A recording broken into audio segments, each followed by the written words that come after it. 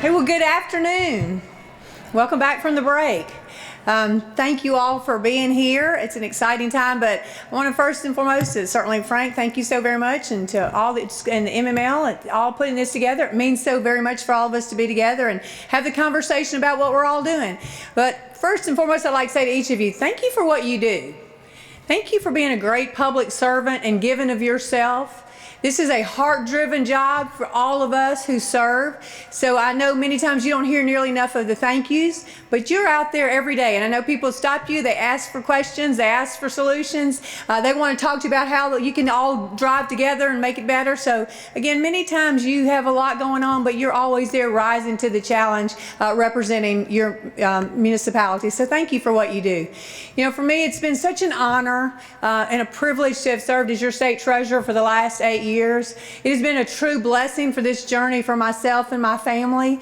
We have just been so humbled by the opportunity to meet so many people, have such great friendships, work together. You know, everything we do is about partnerships. Everything that we all do together with one another, it's because we work together for the long range on how we're going to be very strategic and make things happen in a positive way on behalf of our state and our communities. So in the last 8 years working with you all, we've been able to do a lot of good things. Unclaimed property. We had our booth here. They've just closed down, but you know what? Together, many of your cities, we have found $97 million to the rightful owners. That's tremendous. That's a true partnership. I've been able to save $150 million to all of us as taxpayers by being very proactive in managing our debt. And you know what? Together now we've got 120,000 Mississippians that are saving for their college education for their children or grandchildren. That's a true partnership too, because many of you are doing payroll deposit in the future of a child. Because the reality is, who's going to be the next us? Have we prepared the workforce to be ready to go? And so, and along that lines, so many of you in your cities, your counties, we have partnered and we have financial education in our schools now. And that's critical. That's a life skill. And now going into this next school year, we're going to be the 18th state that's going to require financial education for our students before they graduate. That is amazing. What a game changer for us all across our state. And so applying all these pro-business friendly models is what we've been doing at the Treasurer's Office with your help, standing shoulder to shoulder. And so it's been an exciting time to see all this come to fruition. So thank you for being a partner.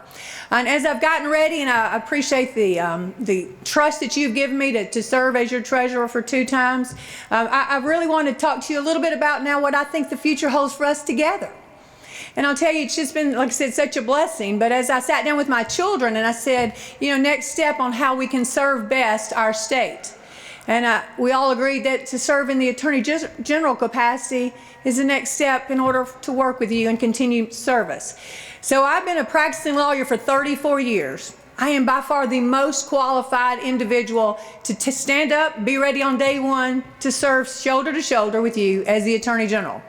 Now, I started my law career 34 years ago at the Attorney General's office. My first 5 years of practice were there. I know how this office operates. I understand the complexity. I am prepared to walk in and represent with you day one. Now, I've been very fortunate. I've also been counselor to the House of Representatives. I've been in private practice. I have run several complex state agencies. That has given me a unique skill set of law and finance and administration and policy to move forward on day one. So I am so excited about this opportunity. Now, we have a lot of things we have to do together because, again, it's all about working and being a unified front to continue to drive our state forward. And as we do that, we're all going to look at how we work together on supporting our law enforcement, our first responders, watching over the people that are unfairly treated, whether it's our children, our mental health, our veterans, our elderly. And certainly we're going to have to step up together on our opioid crisis because it's affecting everyone in this room. We all know how terrible that is. And then coming with that, we have to work together to end human trafficking. It is in our state, and together we need to end that and provide resources for those individuals. So as I'm moving forward, I ask for your prayers, your support for me, for my family as we move forward. But I'll tell you, you know me, we've all worked together. I'm always going to run a positive campaign. I'm always going to talk about the positive future that we have together, what we do to make a difference, be that positive leader with a positive plan. Because you know what? we all are expecting to have that type of leadership. And you've seen that I have exhibited that for the 8 years and will continue to do that as your Attorney General. But I'm going to be working hard. I'm going to continue to earn your trust, be very honest. And you as the voters deserve that. My children expect that, and I certainly want to continue to be that example for my grandchildren. But again, thank you for all you do. May God bless you. I certainly ask for your support, but most importantly, for your prayers. Thank you.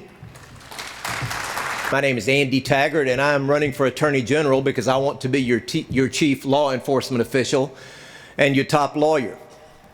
When I used to work for Governor Kirk Fordyce, people told me they thought I had the hardest job in politics. I said, no, the hardest job in politics is being mayor or alderman of a town. And I really do believe that. I'm not trying to be patronizing.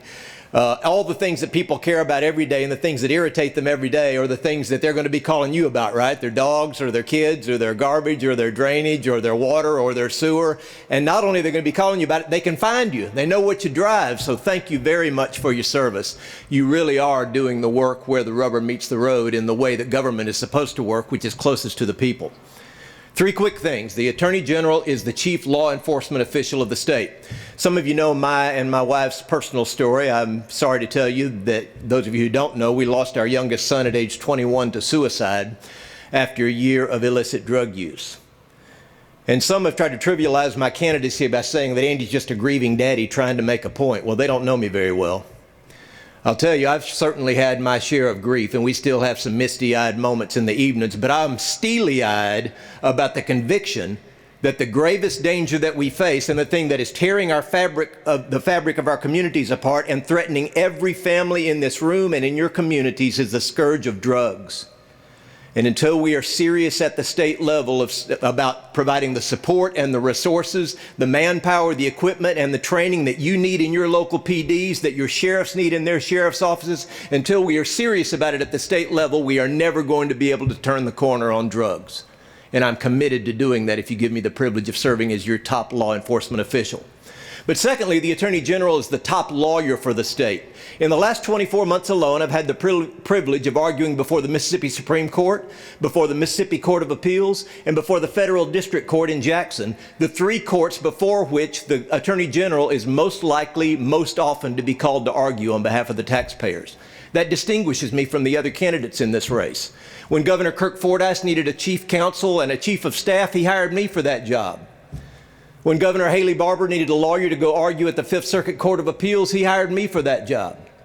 When State Auditor Phil Bryant needed a lawyer to help recover the illegal attorney's fees arising out of the WorldCom tax case, he hired me for that job.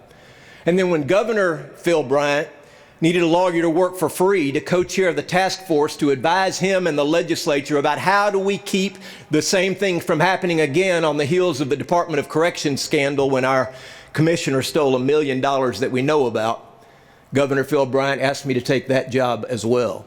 So consider when you're making your decision about who you would choose as your lawyer on August the 6th, whether you might be counseled or instructed by decisions made by Kirk Fordyce and Haley Barbour and Auditor Phil Bryant and then Governor Phil Bryant when they had to hire a lawyer.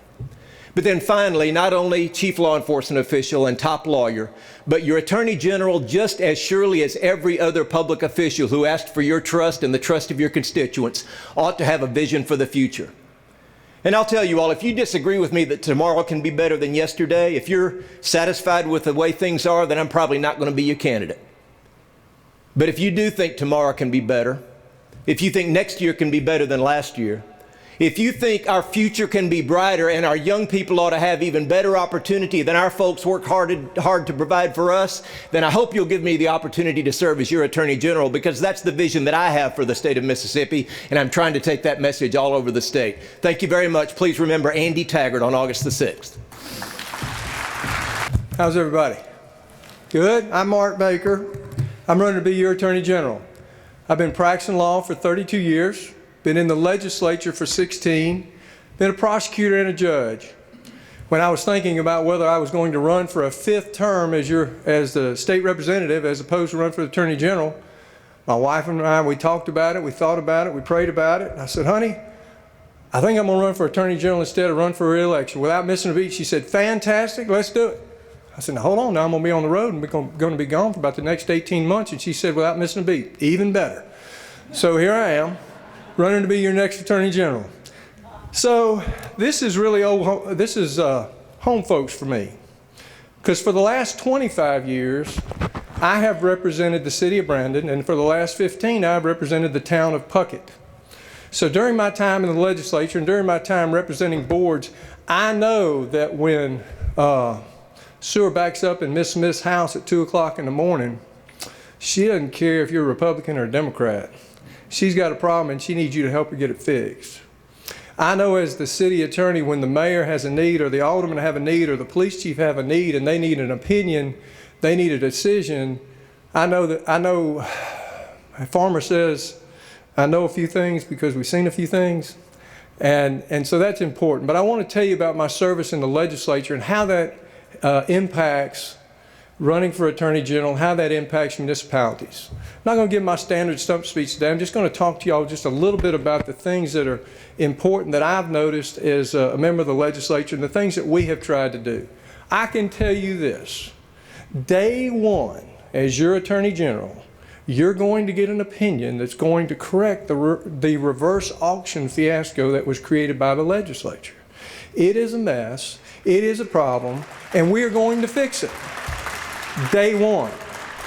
And I'm going to get Ricky Luke and Lee Janis in the back, and we're going to get in a room and we're going to give you the opinion that you need so you can do business the way you were doing it. Because those in the legislature that passed this will tell you that you can't be trusted. But I know that you know that $1 spent at the local level is $2. Because I know you know where to get the pipe, where to get the time, and I know that you know there's no extra money in the budget to play around with. When you're dealing with municipal government, you're dealing with pennies. You're dealing with trying to make every end meet, and I will fix that. I want to tell you one of the things that I'm most proud of is in 2015 I received the Legislator of the Year Award from the Municipal Association for the work that I did on behalf of municipalities. That's one of the greatest awards that I received and one I'm most proud of. The last 3 years in the legislature, I've fought for one thing and one thing for municipalities, and that was the use tax diversion. We all know what was going on, right? We all know what was happening. You made a purchase at Walmart. That sales tax didn't go to your municipality. You made a purchase at Kroger. That sales tax went to your municipality because one was considered a sales tax and one was considered a use tax. But we know what was happening because the coffers were running dry. And so what were we going to do? I propose that we divert the use tax back to municipalities so you can be made whole for the loss of the internet sales tax. And in fact, House Bill 1 is a reflection of that. Speaker Gunn let me and Representative Lamar and Representative White come up with the formula. We drafted the formula, we presented the formula, and now you have an annual revenue stream that will do nothing but go up. The checks are in the mail and they're going to continue year after year after year so you can fix your roads and you can fix your bridges and you can be made whole for the internet sales tax that you lost. I want to tell you these things because I know your business. I've been there and I've done that. You need opinions from the Attorney General's office that are clear and concise and tell you what you need to know. You don't need opinions that leave you at the cliff trying to figure out, okay, what's the next step? And I understand that as someone who has been a city attorney. I understand that as someone who has been in the legislature. And I understand that as your Attorney General, you need clarity and you need guidance. And I want to tell you this.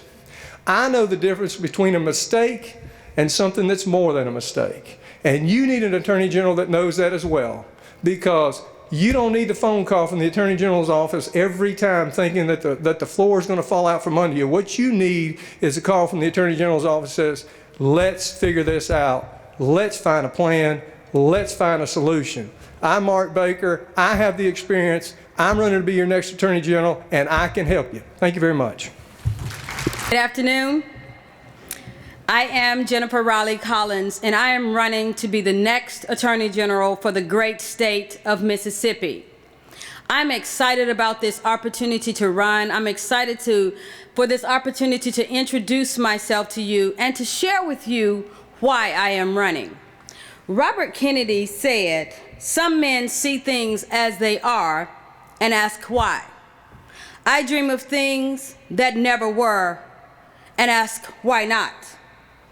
When I look across the state of Mississippi, I began to ask the question, why are we at the bottom of so many bad lists, at the top of so many bad lists, and at the bottom of good ones? The answer that I've come with is because we are a state divided. And it is time out. And so I say constantly, together we will, together we win. When all Mississippians work together, Mississippi wins.